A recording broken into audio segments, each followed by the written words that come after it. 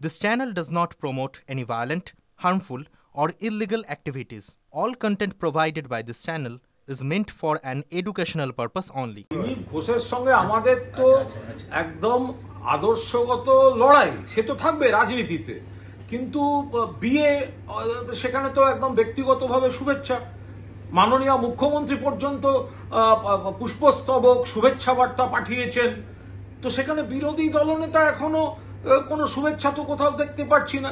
বিজেপির কয়েকজনকে দেখলাম সকালে দিলীপ বাবুর বাড়ি গেছিলেন, এখন তো মনে হচ্ছে দিলীপ বাবুর বিয়ে ঘিরেও বিজেপিতে আমরা ওরা মুখ্যমন্ত্রীর ফুল পৌঁছে গেল, কিন্তু বিরোধী দলনেতার তো ফুল তোড়া শুভেচ্ছা জানালেন, কোন স্টেটমেন্ট, এটা তো কিছু পৌঁছলো না।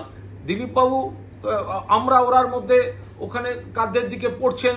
এই বিয়ে কেন্দ্র করেও বিজেপিতে দেখুন একটা গোষ্ঠীবাজি চলছে। এরা করবে বিরোধী দল,